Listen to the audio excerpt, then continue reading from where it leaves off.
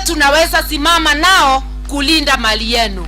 Nikapata kiongozi wa Azimio, mtu ambaye amepigania haki za Wakenya kwa uhai wake wote.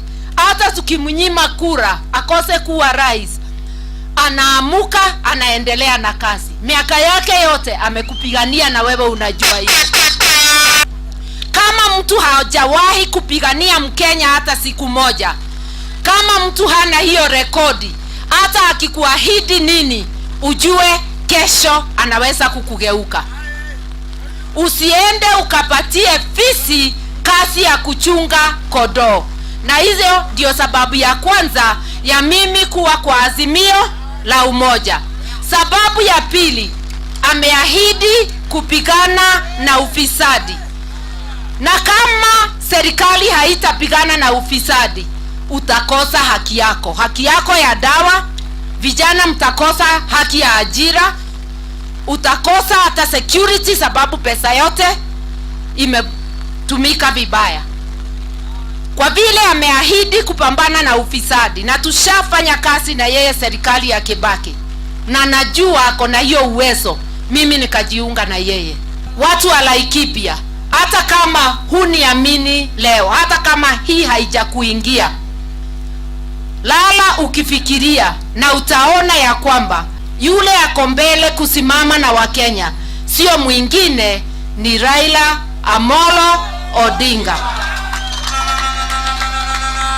Na tukiwa naye kama rais, mengi yatawezekana. Na ndio tukisema Azimio, watu wanajibu inawezekana. Azimio, Azimio. Ukikuta mwenzako ambayo ako kwa mrengo mwingine, hakuna haja ya kupigana. Ako na haki yake ya kuwa kwa mrengo mwingine. Muongeleshe, mwelezee sababu zako. Ukimvutia atakuja upande wako, lakini ukimtupia maneno, umemwambia aende na msiwe pamoja. Mimi hata sitaki kukupatia sababu zingine. Nataka kusema hivi, wacha wale wanakuambia uende pande ingine watoe sababu zao tatu za wewe kujiunga na pande ingine. Na ukaona nimeenda Azimio la Umoja. Wananchi, na muomba tuingie Azimio la Umoja, tukomboe nchi yetu. Kiangalia karibu kila mahali kwa nchi, uongozi kutoka chini kwa MCA kwenda kwa governor, kwenda kwa ma-MP na kwenda juu, ile tunahitaji ni uongozi bora.